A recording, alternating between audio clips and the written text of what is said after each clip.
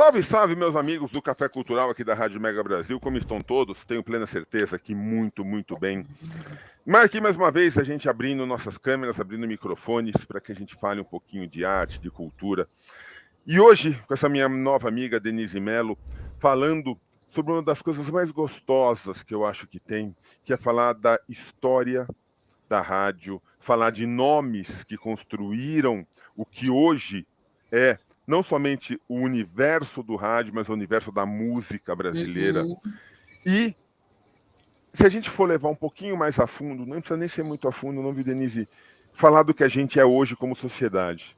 Que eu acho que a tua obra, o que você levantou e o que esses nomes que compõem a tua obra, que nós vamos explicar daqui a pouco, fizeram, nos definem hoje como sociedade. A parte boa, não a parte ruim, não a parte política, não a parte que não gosta de relacionar, mas a parte que nós somos e que nos construiu como seres humanos. Então, é muito importante o teu trabalho. Eu queria, acima de tudo, agradecer você ter feito o trabalho.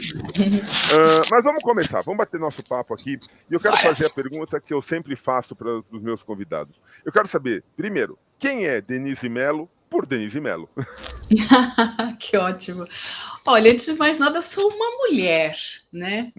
Então, carregar hoje, né, essa mulher é uma tarefa que não é muito simples, né? Ser mulher na nossa sociedade, enfim, dentro do nosso país, né? Com tantas questões aí.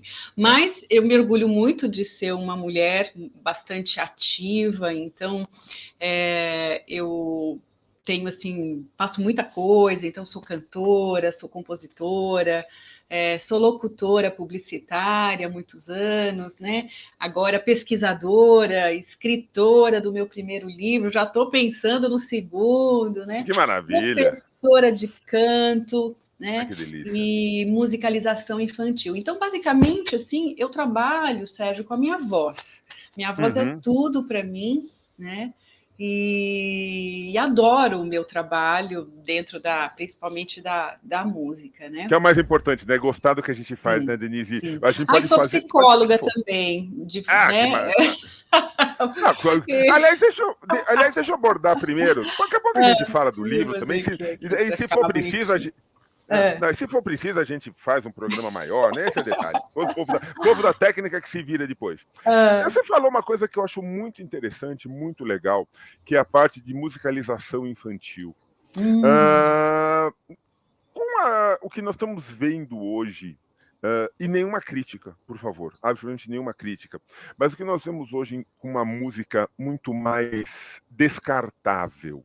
Né? Eu acho que a produção musical da atualidade, não só brasileira, quase que mundial, é uma produção descartável, uma produção que hoje uma música está fazendo sucesso, não precisa nem chegar uma amanhã, né? A gente está gravando esse programa de manhã, quando for no final do dia já tem outra música fazendo sucesso, e as pessoas não lembram. Se você pedir, canta uma canção do artista que está fazendo sucesso, o povo não vai saber, porque não marcou, guarda muito um refrão.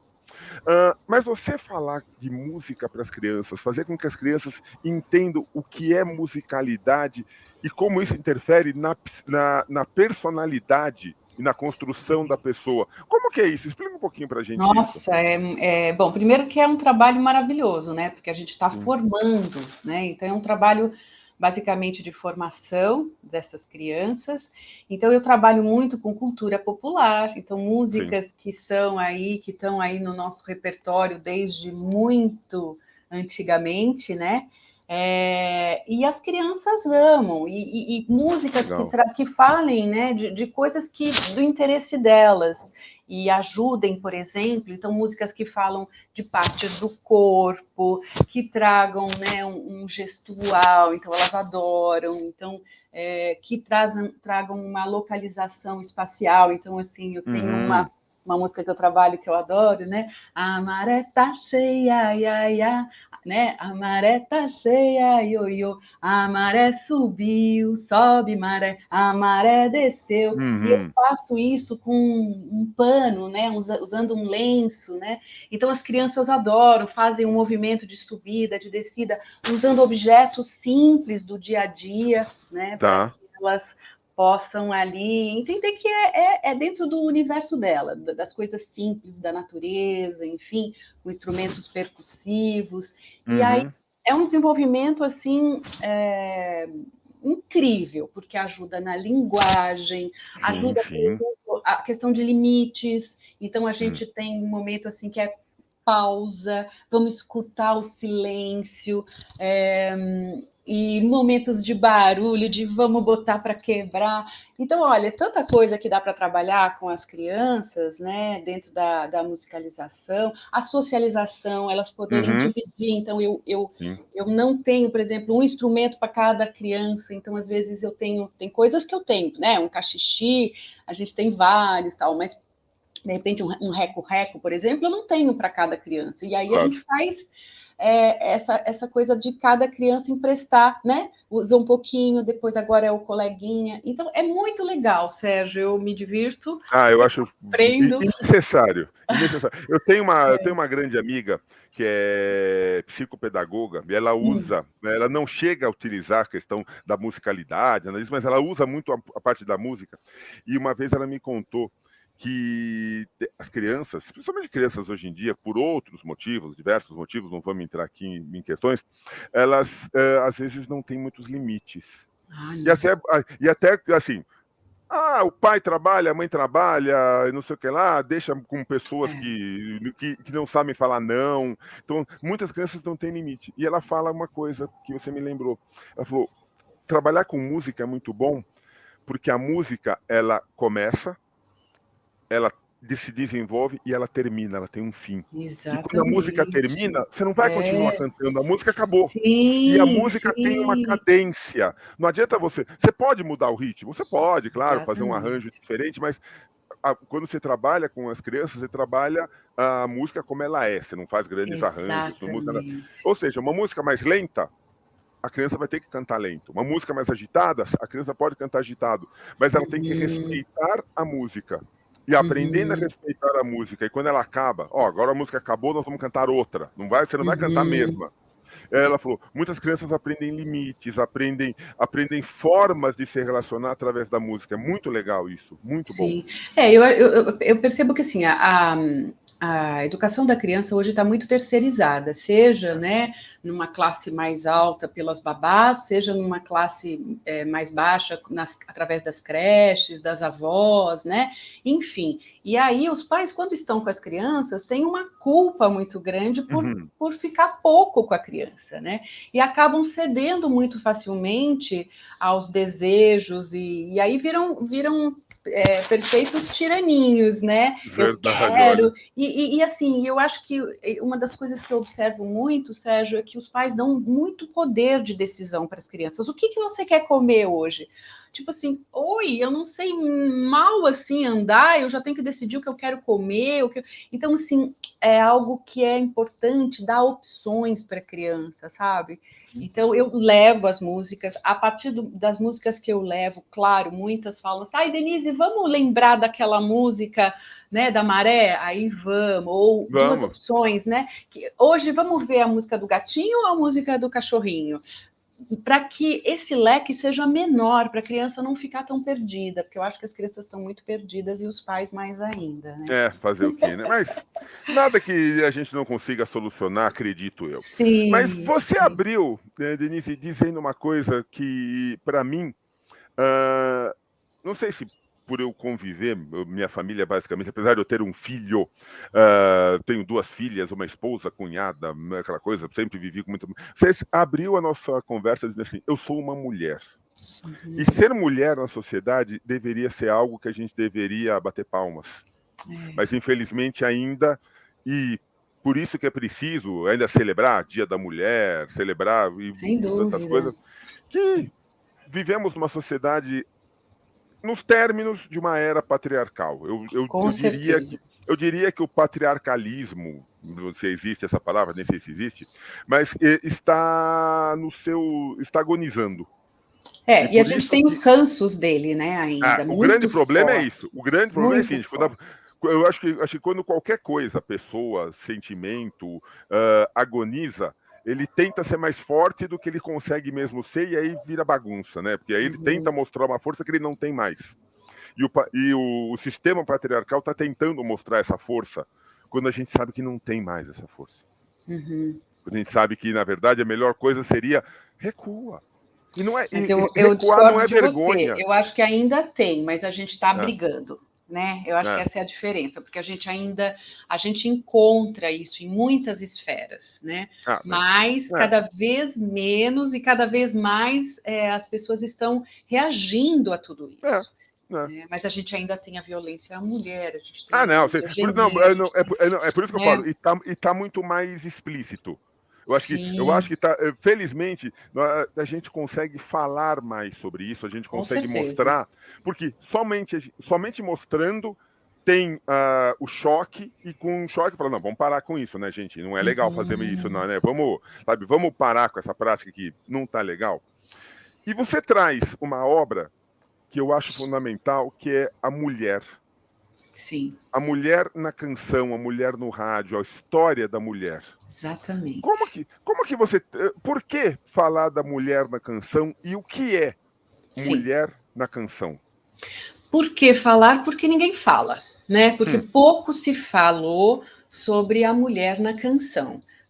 Se falou muito sobre a mulher como cantora, né? Então a gente tem todo um culto aí às grandes cantoras, as cantoras do rádio, né? Mas muito pouco sobre as compositoras, as instrumentistas. Então, através dessa pesquisa, eu quis resgatar essas mulheres que ficaram absolutamente apagadas dentro da nossa história musical. Então, quando eu comecei a minha pesquisa, Sérgio, eu não encontrava entre os maiores historiadores da música, né, como o Zusa, o Rui Castro, né, e tantos outros, né, o Sérgio Cabral, nomes femininos. Então, se traz muitos nomes masculinos na composição, né, e pouco das mulheres. E aí, mais do que isso, se fala, né, o absurdo de que a mulher não produziu, de que houve até um abismo entre Chiquinha Gonzaga e Maísa e Dolores Duran.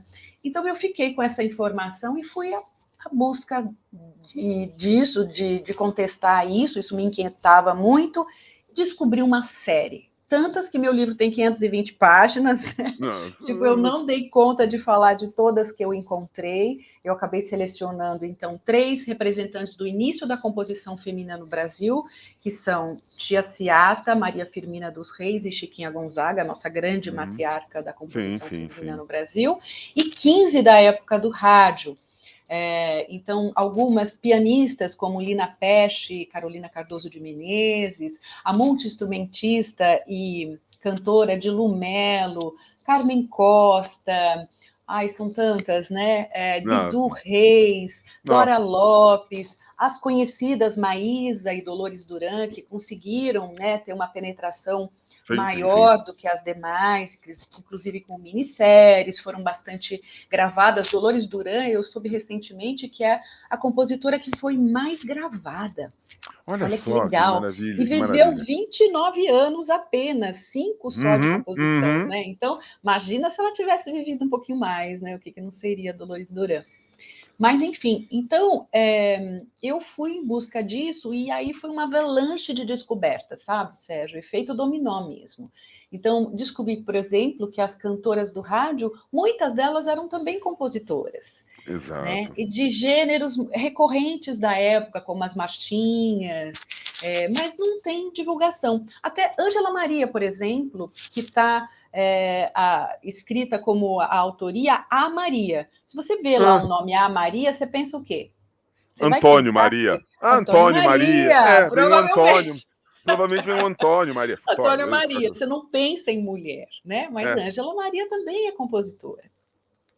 Agora, tem uma coisa, Denise, eu estou tentando puxar pela memória aqui, tudo bem que no alto dos meus dinossáricos anos, minha memória já não é mais a mesma. De ninguém, depois da Covid. Várias mulheres tiveram que utilizar, inclusive, pseudônimos masculinos para poderem ser publicadas. Eu sei que da literatura é muito comum isso, foi muito comum. Aí nós temos vários exemplos na literatura, mas na música também. Mulheres tiveram que usar nomes masculinos, né? Exatamente. Tanto pseudônimos, né, como iniciais do nome, às vezes não colocava o seu nome completo, porque a gente está falando de uma época em que a publicidade da mulher não era bem vista. Se Tá, hoje, quanto mais tá. aparece, melhor, né? Naquela época, uma mulher não podia aparecer, ela era muito mal vista, somente os homens. Então, ela ficava Uhum, quietinha ali. Então, por exemplo, até Dolores Duran chegou a usar Durando, com pseudônimo. A Carmen Costa usou Dom Madri. A Linda é. Rodrigues assinava como J.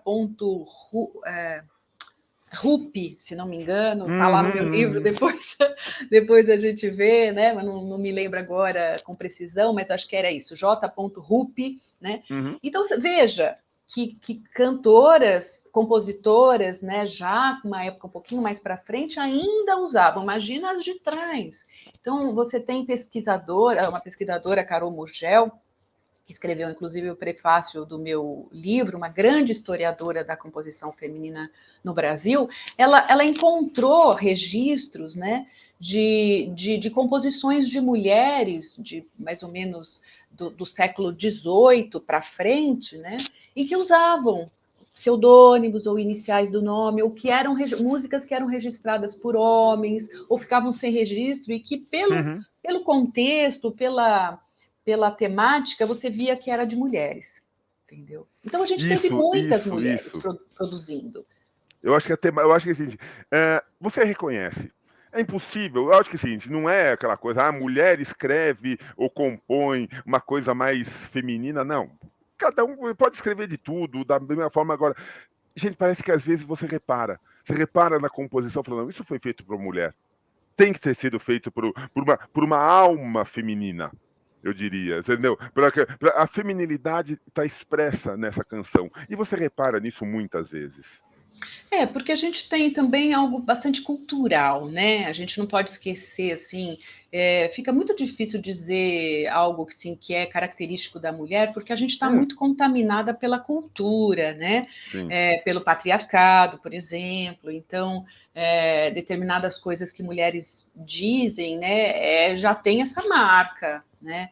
Então, não sei, mas de qualquer forma, tem isso sim. Você, através de pesquisa, você consegue É. determinar um padrão. E outra vez da minha pesquisa, eu fui nas canções que essas compositoras fizeram, e eu pude encontrar alguns traços muito Tá. semelhantes às composições masculinas, como os gêneros principais da época. Então, quando teve, né, samba canção, as mulheres produzindo samba canção, marchinhas Uhum, de uhum, carnaval, uhum. bolero, baião, né? Na época de, por exemplo, de Luiz Gonzaga, a gente teve a de Lumelo. Então, você encontra tudo isso, mas tem também um toque que realmente a gente vê de uma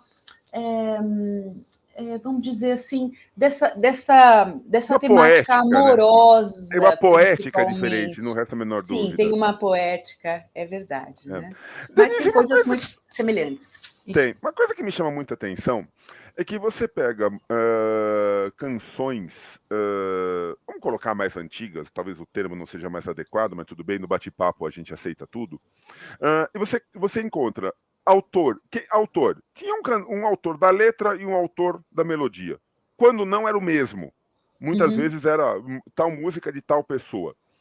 Você pega nos dias de hoje, vamos ver de quem é essa Hum. música. Tem 85 nomes. Tem mais nome na música do que a música tem de palavras, propriamente. O que está acontecendo? Por que essa diferença? Precisa de tanta gente para fazer uma canção? É diferente, o momento é diferente que nós estamos vivendo. O que está acontecendo com a música que não é mais uma, duas pessoas, mas precisa de um grupo para fazer uma canção? Olha, eu não sei te dizer exatamente, mas assim, pela minha experiência, quando eu lancei o meu CD, eu cheguei a ter pedido para poder ter ele tocado, uma das músicas tocada em novela, agregar nome Hum, à composição. Então, isso é frequente, né? De repente, então compôs lá Denise e uma outra uma Uhum. compositora, e aí na hora de colocar, precisa pôr mais o nome do fulano e do ciclano para poder lançar, entendeu? Porque A tem os troco direitos. de quê? A A troco de troco de quê? dinheiro, Ah, Sérgio, porque isso dá, tá.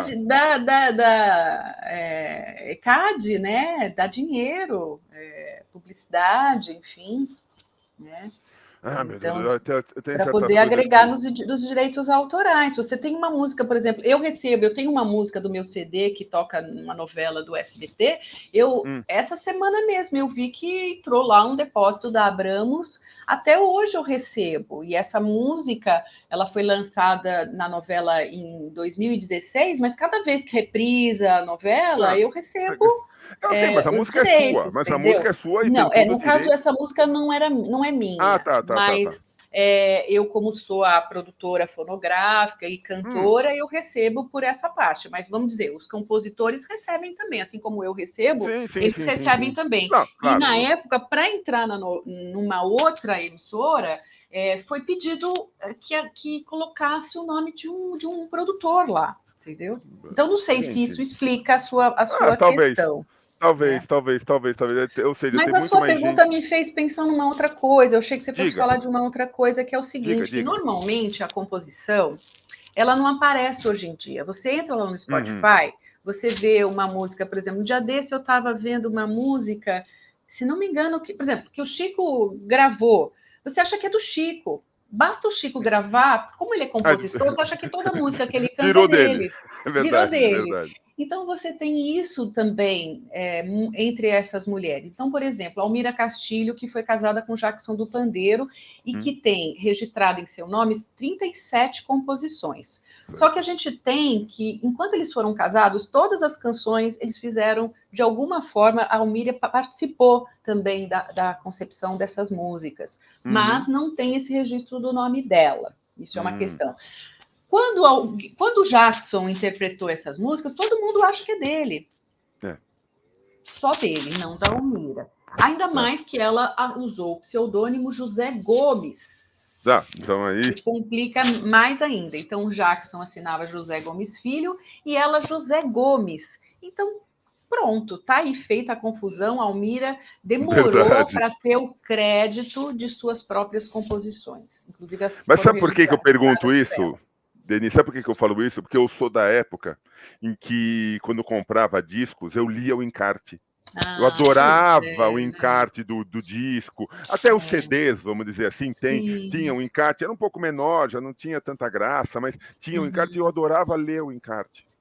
Hoje em dia, quando você escuta música no Spotify, alguma coisa, você não tem a menor ideia. Você sabe quem está Devia cantando e olhe ter, lá. né? Devia ter no É, fun Spotify é um local, fundamental, Denise. eu acho, para ter uma ficha técnica, quem tocou, quem compôs, né? Quem está interpretando. Porque é Sim. isso, as músicas normalmente, né? Denise interpretou, é música de Denise Mello. E não, eu sou compositora também, eu tenho música autoral, mas não são todas, né? Inclusive por respeito, né, Denise? Eu acho que eu falo isso muito com o pessoal de teatro também, quando eu entrevisto. Gente, ninguém faz nada sozinho.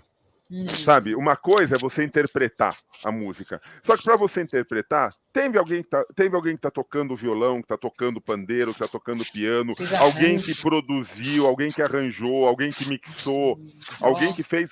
Gente, é uma equipe. Para que uma música apareça, ainda mais hoje em dia no Spotify, que precisa de toda uma técnica para isso, tem uma equipe monstruosa por trás. E essa equipe precisa ser valorizada, precisa ser representada e precisa ser conhecida. Eu lembro que quantas e quantas vezes eu escutava a música quando eu via lá, não, é tal cara tocando a guitarra. Na música eu falei, não, então essa música é boa, porque se esse cara tá tocando guitarra, com certeza a música vai ser boa. E às vezes eu nem conhecia às vezes eu nem conhecia quem estava cantando, mas eu ia pelo pelo guitarrista, eu ia pelo produtor. Sim. E Coisas de hoje em quem. dia, por exemplo, eu sou uma rata de buscar as mulheres que tocaram, que compuseram, né? Então, eu queria saber, de repente, esse disco foi a Carolina Cardoso de Menezes que fez o piano, né? Olha só. Foi a Rosinha de Falência que tocou o violão. A gente perde isso. As mais antigas a gente ainda tem, através do IMUB, você tem os discos, que é bem legal, né? Mas no Spotify, por exemplo, se perdeu. Foi-se, né? Infelizmente. Foi. Eu acho que e por isso que eu ressaltei desde o começo, a tua obra é fundamental. Eu acho que a gente precisa dessas pesquisas, a gente precisa valorizar, a gente precisa conhecer. Que, gente, se nós somos quem nós somos hoje, foi por causa dessas mulheres que colocaram a cara à tapa. Sem Literalmente. Ainda mais dúvida, na sem dúvida, época delas, década de 30, década de 40, década de sem 50, dúvida. colocaram a cara à tapa e tomaram tapa. Tomaram muito. E não é à toa que eu observei, por exemplo, na minha pesquisa, muitas delas, por exemplo, tiveram a facilidade, entre muitas Hum, aspas, né, de estarem numa família musical. Não é à exato. toa isso, porque era uma pressão muito grande, uma mulher frequentar uma rádio, né? Por exemplo, você tem uma Marília Batista, por exemplo, que começou muito jovenzinha, aos 10 anos de Uhum. idade. Os dois irmãos eram músicos e compositores, então ela ia para as rádios acompanhada dos irmãos, que um deles, Tá. né, o Henrique Batista, era grande, foi grande parceiro dela. Então, porque se não tivesse esse irmão, provavelmente a família não deixaria Marília Batista Uhum, frequentar uhum. as Ok. rádios, né? Então, isso é muito importante. Depois ela teve aí, quer dizer, ela foi também instrumentista, começou com o violão, chegou a tocar piano, né? Frequentou a rádio, foi parceira do Noel ali nas primeiras gravações, fazendo praticamente jingles. Então, assim, é uma história Uhum. lindíssima, né? Mas que E que foi facilitada pelo fato de de estar numa ter, família. de estar numa família musical. É. Muitas, a E tem grande muito. maioria delas. Até hoje, né? Vamos dizer, acho que até hoje, você começa a Até encontrar hoje. alguns nomes, você fala É assim, verdade. esse nome, mas ela é filha de tal Ai, pessoa, super, isso tem, super. e que não tem problema, é muito legal você ver que às vezes as tradições musicais É, das famílias estão mantidas, novos nomes vão aparecer, que apareçam novos nomes. E eu acho que, é. não sei se a gente estivesse conversando em, vai, 2050, se falar, vamos falar da canção dos anos 2000, 2010, 2020, vai ter alguma coisa para falar de mulheres que produziram, sem dúvida alguma. Por isso que a gente sempre fala, não adianta gostar, não adianta aproveitar, tem que registrar. É Para que, verdade. sabe, para que a Denise Mello, lá de 2050, 2060, 2070, não tenha o trabalho que a Denise Mello de hoje teve para resgatar tudo isso, porque Sem o trabalho dúvida. de pesquisa deve ter sido algo. Foi. Você deve ter respirado muito pó, né? Muito. Antes de falar disso, eu queria só levantar uma questão com você, que para você ter Tá? ideia, por exemplo, a minha família não é nada musical, nada. Hum, Né? Meu pai gostava de cantar, mas assim, eu não tenho nenhum músico dentro da minha família. Eu fui pioneira. E meu pai chegou a me proibir de cantar quando eu tinha 14 anos. menina! A primeira vez que eu me apresentei num festival de música, defendendo músicas do Queco Brandão, que é meu parceiro também, um grande pianista, compositor, grande amigo, ele ficou tão assustado que ele falou assim: você está proibida de cantar, Olha entendeu? só, gente. Porque eu queria ir para os festivais, não, você vai primeiro estudar, como se música a gente não precisasse estudar também, Pô, né? e Que é como? E outra como? questão, né? E Músico é como? tudo vagabundo, não precisa estudar, já nasce sabendo, né? Cantor, Tá, então, tá. né? Ah, Já vê, tipo, técnica vocal, ninguém nem, né? imagina, Mas bobagem. enfim, Se bem que tem um só para programinha hoje em dia que faz tudo isso, né? Mas não vamos falar dele porque a gente não gosta dele aqui, mas tudo bem. mas ao vivo não tem jeito, né, Não Sérgio? tem jeito, Tem que ter exatamente. gogó, tem que ter técnica, tem que Ah, saber segurar, tem que tem ter que saber respirar. estudo, A gente tem que saber tudo. respirar. Nossa, eu Para quando. mim, a base, Denise, de um bom cantor, de uma boa cantora, é saber respirar. Se você não souber respirar, você não solta a tua voz. Básico. Sim, sim. Não, e olha, eu sou professora de canto, né? E quando chega uma pessoa para ter aula, assim, as primeiras vezes elas ficam muito assustadas, porque Hum. é muita coisa. É a respiração, é a colocação é a embocadura, né? Você tem os apoios, você tem toda a afinação, você tem o ritmo, olha, tanta coisa, né? Então, as percepções, a gente faz um trabalho de percepção musical, enfim, é bastante coisa, sabe? Quem Fora a foi uma vez que falou? interpretação. Quem foi uma vez que falou que ia fazer um show sentado e falou, eu não sei se eu vou conseguir, porque cantar sentado é diferente de cantar em pé. Claro, claro. Eu não vou lembrar quem. Não foi um cantor brasileiro, foi um cantor americano, acho que americano ou inglês, eu não vou. Ah, gente, eu não vou lembrar agora. Mas teve isso, ele falou, pela primeira, eu vou me desafiar a fazer um show sentado. Uhum. Que é totalmente Precisa diferente de saber fazer sentado, né? Porque se você sentou aqui, ó, você diminuiu, né, todo o seu tubo, né? Então você precisa sentar e continuar com esse tubo pronto, de prontidão, né? Você tem que Não ter é? a musculatura de prontidão o tempo todo, porque senão você não canta. Porque a gente usa com musculatura, né? Canta com a musculatura. Né? Ah, que delícia. Denise, deixa eu te perguntar, aonde que as pessoas encontram a Mulher na Canção? Olha, encontro os meus shows, que aliás tem aí em breve. Eu tenho feito esse show Mulheres na Canção, então eu sempre levo o livro para ser vendido. E nesse show eu trago só o repertório das compositoras presentes do meu livro. Tem através da Machine Editora, que foi né, a editora responsável pelo livro. Então, www.machineeditora.com.br, eles entregam em todo São Paulo, em todo o Brasil, tem várias formas. Tem na Martins Fontes, lá na Paulista.